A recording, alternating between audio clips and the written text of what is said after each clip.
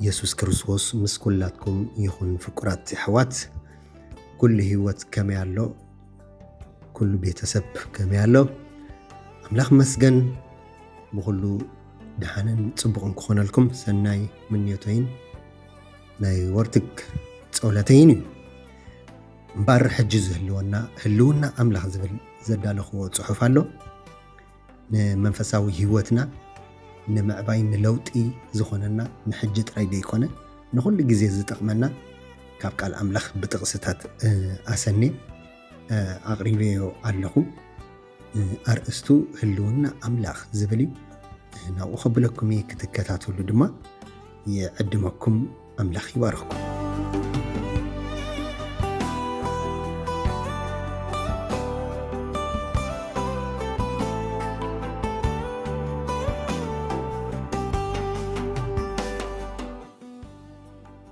هلونا أملاخ كم منفس كان بيك خيد كبقت كاسنا بيك هدم مزمور دايت ميتن سالسان جاعتن فقد شوعات تخسب عسرت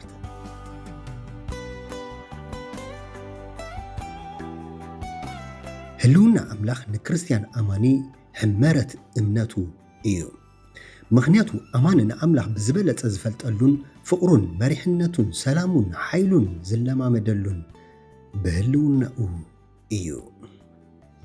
هلونا أملاخ التقلت مرخب أملاخي أملاخ مس هزبو كمزلو زرقاقز حكي قال أملاخ أمزمور دايت ميتن سالسان شوعاتن فقد شوعات تخسب عسرت كمزي يبلنا كم منفس كانابيك خيد كابقت كاسنابيك هدم نسماين تديبكو نسخا بقولخا من صفيا بسيول انت انصفكو انه نسخا ابو اخا اخنف وقحتا انت وسدكو او وسن بحري انت تقمطكو ابوخا ايدكا ختمرحني يمانيتي ايدكاون كتحجزني يبلنا هلونا املاخ قربت املاخ بزغبا مفلات قدسناون حيلون مردا كمون مس املاخ فلوي بزخونه طبوق حبرتن مردا انكلوكا أمنتي مس هلونا أملاخ كيزي خوستو خلو انتاي يرخبو حدا مجمريا منفساوي هوت يرخبو بزي هلونا أملاخ منفساوي هوتكا يدرغيو اتقندو ويني أنا جانا فركا نسخاتكم يخم بجاكاي حانت اكوخت قبرو اي تخولون يخم امو اتي اباي زيصنع انون ابو نسو بزح فراز فري وانجيل يوحنس معرف 15 فادي 5 سلازي اماني مجمرتا زرخبو نجر انت الله خوينو منفساوي هيوت يركب ابهلونا املاك خون كله كلتا مرحيت املاخ يقبلون يلمامدون املاخ نهزبو بمرحيت يزمرحو املاخ زي مرحو هزبي ابي بصحي فلطن سلازي يخ موسى ابزت 33 فقد 15 ገጽ ከ50 ዘይ ከይድ እንተ ኮይኑስ ካብዚ ኣይተደይበና ዝበለ ስለዚ ካልኣይ ጥቕሙ ናይ ህልውና ኣምላኽ ምስ ህልውና ኣምላኽ ግዜ ክትወስድ ከለኻ ምርሒት ትቕበል ምርሒት ንቕበል ማለት እዩ ሳልሳይ ሰላምን ዕረፍትን ይረኽቡ ህልውና ኣምላኽ ካብ ቅዱሳን ፍርሓት የወግድ ንመገዲ ህይወት ትሕብረኒ ኣብ ቅድሚ ገጽካ ናይ ሓጎስ ጽጋብ ኣብ የማናይካ እውን ዘለዓለም ብጽዕና ኣሎ መዝሙር ዳዊት 16 ፈዲ 11 ህልውና ኣምላኽ እንድሕር ኣለና ኮይኑ ሰላም ኣለና ዕረፍቲ ኣለና ከምዚ ቃል ዝበለና ንመገዲ ህይወት ትሕብረኒ ኣብ ቅድሚ ገጽካ እንታይ ኣሎ ናይ ሓጎስ ጽጋብ ኣብ የማንካ እውን ዘለዓለም ብጽዕና ኣሎ رابعي يلوطكا بمحداس أمرخا يلوطكا سبات نأملاخ مس زرخبو يلوطو أبهلونا أوخاتو خلو فتصم كالق سب يخونو تنبيت إسياس معرف 6 فقد 5 تخساب شو عاد تخمزيب لنا شو عدما كنافري زرخوس سبي أما كان اتز خنافرو زرخوس هزب خا أنبر اللخمو ويلي عينتين نغوس نغزي أبيهر غويتا سراوي تريان ين أمو تأفعكو بالكو كابتوم سرافي الحاد دما غواري خابتي مسو بوغوت يتوسيدو اب ايدو حيزو نباي نفره بو خا افيتنك እሞ እንሆ እዚ ንኸናፍርካ ተንከየ ኣበሳኻ ረሓቐልካ ሓጢኣትካ እውን ፀረየልካ በለ ይብለና። ክብሪ ንስሙ ይኹን። ስለዚ እቲ ራብዓይ ድማ እንታይ ገብረካ ይልውጠካ፣ ኣንደበትካ ይልውጦ፣ ህይወትካ ይልውጦ፣ ኩለንትናኻ ይልውጦ። ሓምሻይ ንምግልጋል ሓይሊ ይዕጠቑ። ኣመንቲ ብህልውና ኣምላኽ ሓይሊ መንፈስ ቅዱስ ይቕበሉ። መንፈስ ቅዱስ ናባኻትኩም ምስ ዝወርድ ግና ሓይሊ ክትቅበሉ ኣብ ኢየሩሳሌም፣ ኣብ ኩላ ይሁዳን ኣብ ሰማርያን ክሳብ ወሰን ምድሪ ምስክር ክትኮኑኒ ኢኹም በሎም። ግብረ ሐዋርያት ምዕራፍ 1:8። ስለዚ ንምግልጋል ሓይሊ ትዕጠቕ። ሓይሊ መንፈስ ቅዱስ ኣባኻ ይወርድ ኣብ ህልውና ኣምላኽ ክትኣቱ ከለኻ። ባር ህልውና ኣምላኽ እንረኽበሉ መንፈሳዊ መገድታት ድማ ቀፂልና ክንርኢ ኢና።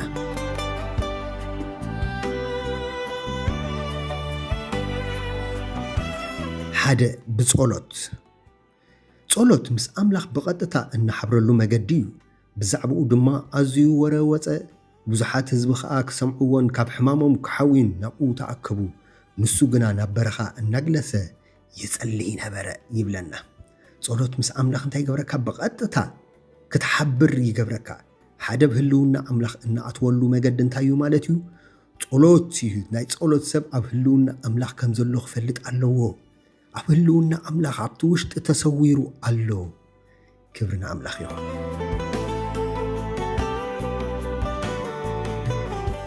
ካልኣይ ህልውና ኣምላኽ እንረኽበሉ መንፈሳዊ መገዲ ካልኣይ ድማ ብምስጋናን ኣምልኾን እዩ።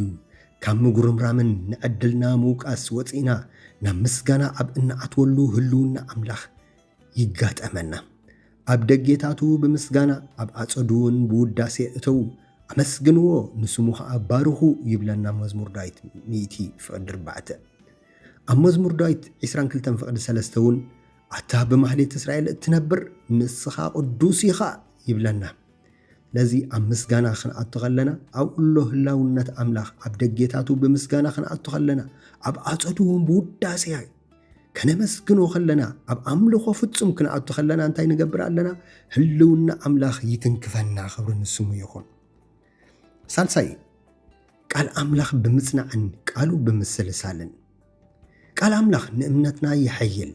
ነቲ ኣብኡ እተጻሕፈ ምእንቲ ተጠንቂቕካ ክትገብሮስ መዓልትን ለይትን ኣስተንትኖ እምበር እዚ መጽሓፍ ሕጊ እዚ ካብ ኣፍካ ኣይትፍለ። ሽዑ መገድኻ ተቕንዕ እሞ ሽዑ ድማ ክሰልጠካ እዩ። መጽሓፍ ኢያሱ ምዕራፍ 1:8። ለዚ ቃል ኣምላኽ እንታይ ይገብረና? ከነጽንዖ ከለና ቃሉ ከነሰላስሎ ከለና ኣብ ህልውንኡ የእትወና ማለት እዩ። ጎይታ ዝተመስገነ ይኹን ብሓቂ።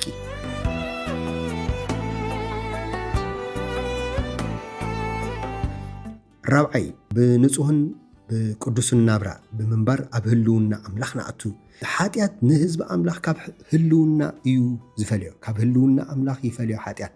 ብሓጢኣት ዝመላለስ ሰብ እንድሕር ኣሎ እንታይ ቀዳማይ ካብ ህልውና ኣምላኽ ይፍለ። ኣብ ኢሳያስ 59:1 ከምዚ ይብለና፣ እንሆ ኢድ እግዚኣብሔር ንምድሓን ሓፃር ኣይኮነትን፣ ከይሰምዕካ እዝኑ ኣይፃንዖን እዩ።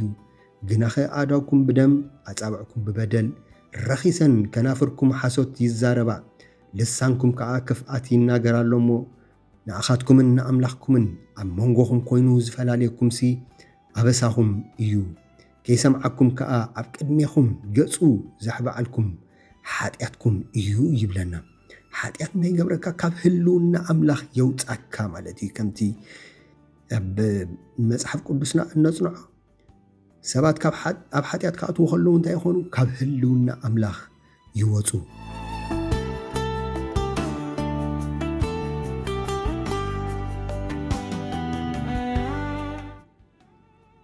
ሓምሻይ ምስ ቅዱሳን ሕብረት ብምግባር ኣብ ህልውናኡ ንመላለስ። ኣምላኽ ኣብቲ ቅዱሳን እተኣከብሉ ይርከብ። 2 ወይ 3 ኮይኖም ብስመይ ኣብ እተኣከብሉ ይብለና። ኣነኻ ኣብኡ ኣብ ማእከሎም እሞ 2 ካባኻትኩም ኣብ ምድሪ ብዝልምንዎ ነገር ኩሉ እንተተሰማምዑ ካብቲ ኣብ ሰማያት ዘሎ ኣቦይ ክወሃቦም እዩ ኢለ ከም ብሓድሽ እብለኩም ኣለኹ። ማቴዎስ 18:20።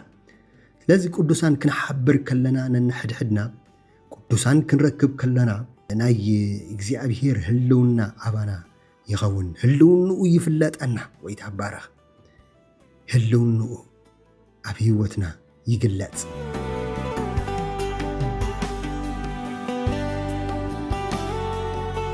ሻድሻይ ብጽሞና ምስልሳልን ንኣምላኽ ምጽብባይን quiet meditation and waiting on God ህድእ በሉ እሞ ኣነ ኣምላኽ ምዃነይ ኣስተብህሉ ኣብ ማእከል ኣሕዛብ ልዕል ክብል ኣብ ምድሪ ልዕል ክብል እየ መዝሙር ዳዊት 46 ፍቕዲ 10 ኣብዚ ድማ እንታይ ኢና ነስተውዕል ህድእ ክትብል ከለኻ ኩሉ ነገር ገዲፍካ ህድእ ክትብል ከለኻ ከተሰላስል ከለኻ ኣብ ምጽብባይ ክትከውን ከለኻ ህልውና ኣምላኽ ኣብ ህይወትካ ይግለጽ መሪሕነቱ ይግለጽ መንፈሱ ይትንክፈካ ህድእ በሉ ይዝብለና ህድእ በሉ ህድእ ክንብል ከለና ብሓቂ ኣብኡ ዘሎ ኣምላኽ ኣብ ህድኣት እዩ ዘሎ ኣምላኽ ባርቀፂልና ድማ በረኸታት ህልውና ኣምላኽ ክንርኢና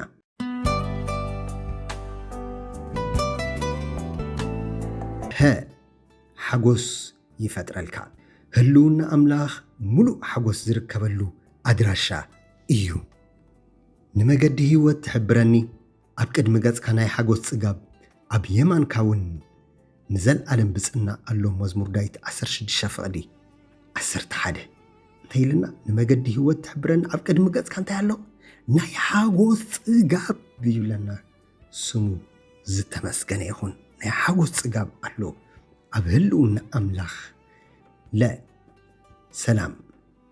ሰላም ኣምላኽ ንልቢ ይሕልዎን ይመልሶን እቲ ካብ ኩሉ ኣእምሮ ዝበልጥ ሰላም ኣምላኽ ድማ ንልብኹምን ሓሳብኩምን ብክርስቶስ ኢየሱስ ክሕልዎ እዩ ፊልጵ 4:6 ኣብ ህልውና ኣምላኽ እንታይ ትረክብ ብጀካ ሓጎስ ካልእ ድማ ሰላም ሻሎም ይኾነልካ ኣብ ህይወትካ ሰላም ይኸውን ንልብኻ ብሰላም ይሕልዎ ንልብኻ ይመልሶ ክብሪ ንኣምላኽ ይኹን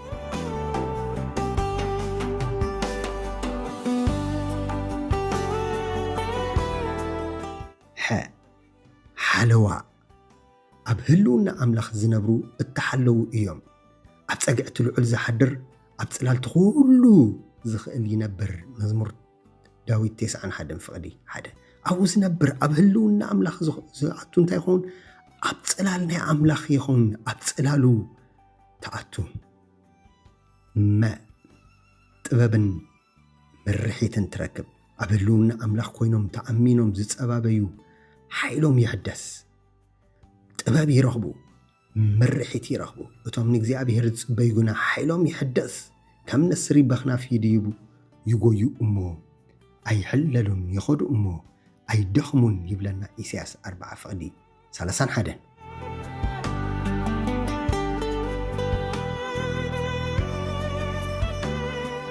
ኣብ መወዳእታ ክንሪኦ ዝደልሱ እዩ ኣብ ልዕሊ ሓጢኣት ብዓወት ክንመላለስ እንተኾይኑ ሓደ ካብቲ ዘድልየና ብመንፈስ ምምልላስ ዝብል እዩ ብመንፈስ ክትመላለስ ከዓ እዚ ህልውና ኣምላኽ ኣብ ህይወትና የገድሰና ሎሚ ኣብ ህይወትና ህልውና ኣምላኽ ብሓይሊ ይገለጽ ኣብ ኩሉ ምእታውናን ምውፃእናን ህልውና ኣምላኽ የሰንየና መሪሕነቱ ምሳና ይኹን ከምቲ ኣነስ ብመንፈስ ተመላለሱ እሞ ትምኒት ስጋ ኣይክትፍጽሙን ኢኹም እብለኩም ኣለኹ ዝብል ኣብ ገላትያ 5:16 ሎሚ ብመንፈስ ምምላእን ምምልላስን ይኹነልና መንፈሱ ኣብ ህይወትና ይገለጽ ህልውናው ኣብ ህይወትና ይፈለጠና ክብሪ ኩሉ ንስሙ ይኹን ብስም ኢየሱስ ክርስቶስ ኣሜን ሓውኹም ክፍሎም ኬፋዬ ኣምላኽ ይባርኽኩም ሻሎም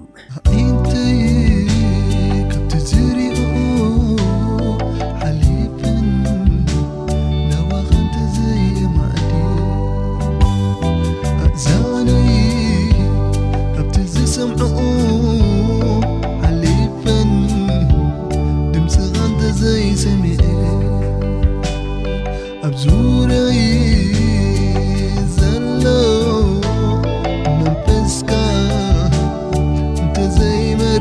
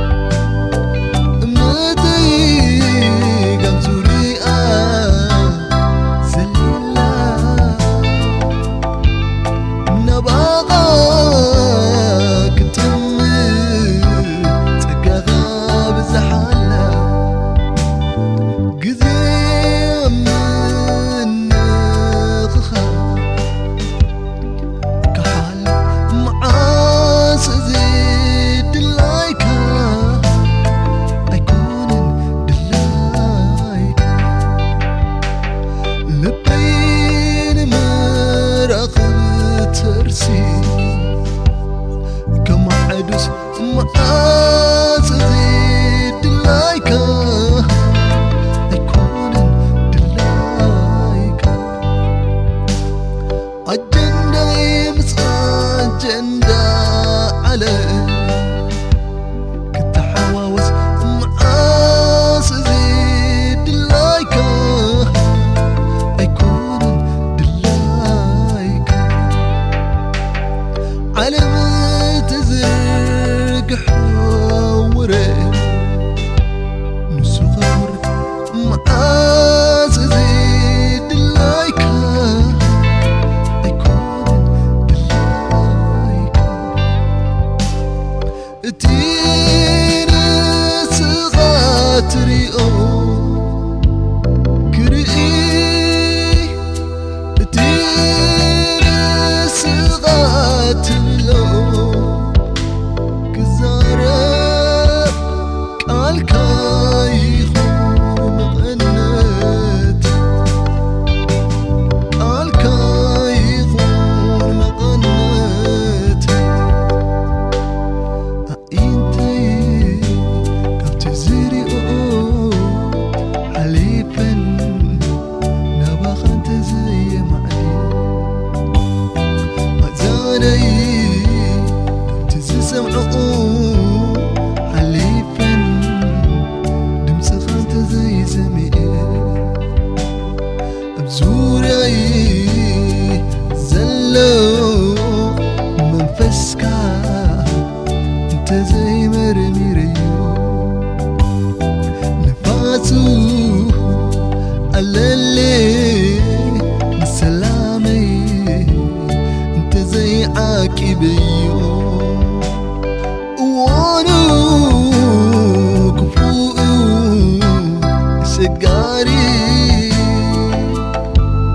زمانو كفوقو سجاري ناتي قبزوري زليلا نباغا كتمت تكغا بزحالا أبزن كويات معلتات نبزلو جزي عبربحا نوعلكو فقالكا كالمنبر نعلم كي مسلا بمحرتك تمعيدي قناخي مسقاي هياو نخبرخا التفلي برهانكا زبره مسواتي ديرك أقربو أفكر أجيس علماوي تمنيت زسحح بني جماد يبتخ زرخ بني دلدل كأ يفرس من قدي زحن كلني بدحري كأ زقوتني زبل بسم يسوع يرحم حدكا أقحى صيرو ببيت مقدسكا كحلف زي فقدك قنعت بيتكا قنعتي يخون هياو تكبركا أب هيوتي يتقلت نفسي بحيلي نقدميت سقسقس صباحك غتل سقاي رأسي كوارد نسو يود دلاي دلاي دلاي معاي زراعي خلو نعا غير نسو يود دلاي دلاي كان فري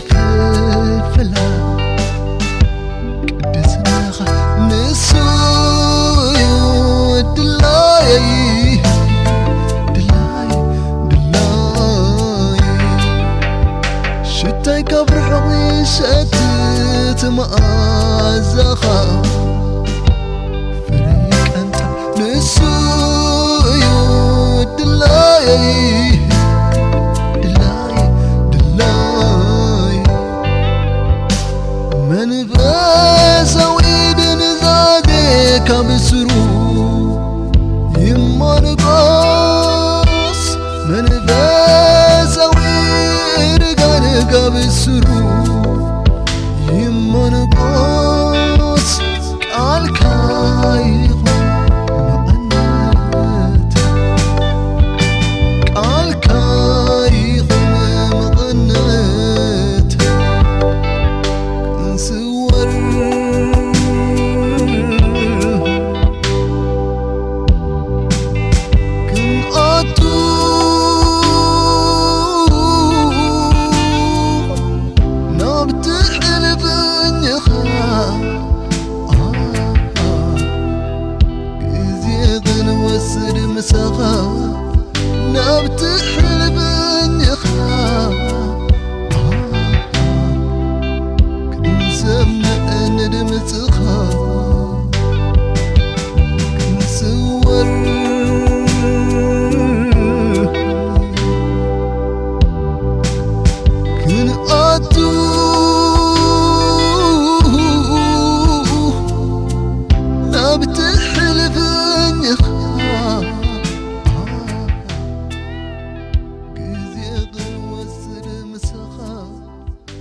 بتحلف